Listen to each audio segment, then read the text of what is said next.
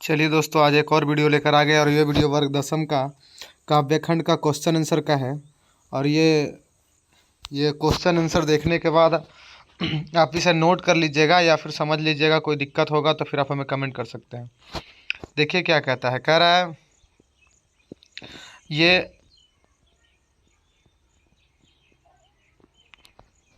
कह रहा है शीर्षक है जिसका नाम है लौट कर आऊँगा फिर, जिसका कवि है जीवनानंद दास जी। ठीक है, तो इसका पहला क्वेश्चन क्या है देखिएगा, सब्जेक्टिव क्वेश्चन आंसर है। कह रहा है कि कवि किस तरह बंगाल में एक दिन लौट कर आने की बात करता है। मतलब कवि जीवनानंद दास कैसा बंगाल में लौटने की बात। तो कह रहा है कवि जीवनानंद दास उस बंगाल में एक दिन लौट कर आने की बात करते हैं जहाँ बहते नदी के किनारे धान के खेत हैं और जहाँ की प्राकृतिक सुंदरता मनमोहक है। उस बंगाल में लौट कर आने की बात करते हैं। इसके बाद कह रहा है कि कवि अगले जीवन में क्या क्या बनने की संभावना व्यक्त करता है और क्यों। ये बातें लिखा है, तो उत्तर लिखिएगा कि कवि अगले जीवन में कोई अबाबिल, मतलब जैसे पशु पक्षी अबाबिल मतलब कहते हैं, जैसे कौवा, हंस, उल्लू, सारस और बच्चा आदि बनने की संभावना व्यक्त करता है, क्योंकि इन्हें अपनी मातृभूमि से काफ़ी प्रेम है और इस प्रेम को नौछावर करने के लिए अपने मातृभूमि में किसी रूप में आने की बात करते हैं। इसके बाद तीसरा क्वेश्चन है जो लिख रहा है कि अगले जन्म में बंगाल में आने की क्या सिर्फ कवि की इच्छा है। स्पष्ट कीजिए, अगले जन्मों में बंगाल में आने की सिर्फ कवि की इच्छा ही नहीं बल्कि कौवा बनकर कोहरे के पालने से कटहल की छाया तक पेंग भरना, हंस किसी किशोरी का पैरों में लाल घुंघरू पहनकर तैरना, कपास के पेड़ पर उल्लू की बोली बोलना और रंगीन बादलों के बीच सारस बनकर अंधेरों में लौटना आदि क्रियाएं भी करना इनकी इच्छा है। सिर्फ कवि की ही इच्छा करनी नहीं है, सब करना है।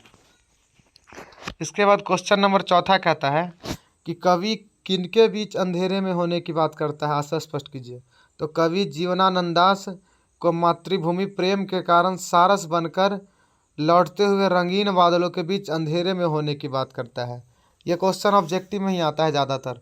आप याद रखिएगा, किनके बीच लौटते हुए रंगीन बादलों के बीच क्या बनकर, सारस बनकर। देखिए क्वेश्चन नंबर आपका 5 और 6 और 7 ये तीनों क्वेश्चन आपके हिसाब के आपके एग्ज़ाम में कभी नहीं पूछे जाते हैं और इस क्वेश्चन को आपको लिखने से कोई फ़ायदा नहीं है। ठीक है, हमने डायरेक्ट उसी क्वेश्चन को लिखा है जो आपके एग्ज़ाम में आते हैं, पूछते हैं, जो किताब का हो। 8वां क्वेश्चन है, लिखता है कवि अगले जन्म में अपने मनुष्य होने में क्यों संदेह करता है, क्या कारण हो सकता है। तो कवि जीवनानंद दास अगले जन्म में अपने मनुष्य होने पर संदेह करता है क्योंकि मनुष्य जीवन द्वेष से भरा जीवन है, इसलिए कवि अगले जन्म में मनुष्य होने पर संदेह करता है। उसको उनका कहना है मनुष्य ना हो तभी ठीक है। इसके बाद फिर क्या कहता है सुनिएगा। क्वेश्चन नंबर 9 कह रहा है व्याख्या करें। क्या व्याख्या करना है भाई, 5 नंबर का क्वेश्चन होगा, लिखना होगा व्याख्या में। कह रहा बनकर शायद हंस में किसी किशोरी का घुंघरू लाल पैरों में तैरता रहूँगा बस दिन दिन भर, जहाँ गंध होगी ही भरी घास की। इसका अर्थ लिखना है।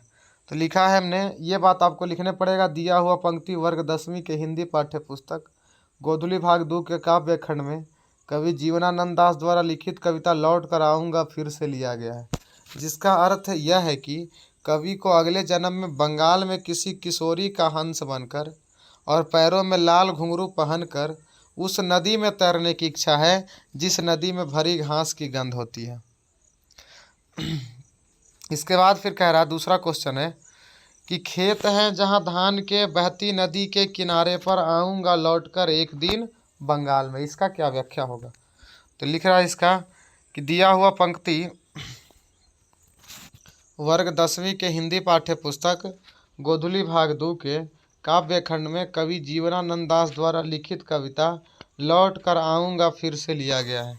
इसका अर्थ यह है कि कवि को एक दिन फिर उस बंगाल में लौटने की इच्छा है जिस बंगाल में बहती नदी के किनारे धान के खेत हैं और दोनों किनारे को नदियां अपने पानी से धोती रहती है। उस बंगाल में लौटने की इच्छा व्यक्त करते हैं। अब ये चैप्टर आपका हो गया समाप्त। अब अगले जो रीलके साहब वाला चैप्टर है वो अगले वीडियो में तुरंत ही कल डाल दिया जाएगा, आप उसे देख लीजिएगा। और अगर आपको देखने के बाद ये अच्छा लगता हो तो इसको एक लाइक कर दीजिएगा, कमेंट कीजिएगा। बाकी फिर अगले दिन पढ़ेंगे और अगले दिन ही चलेंगे बाकी।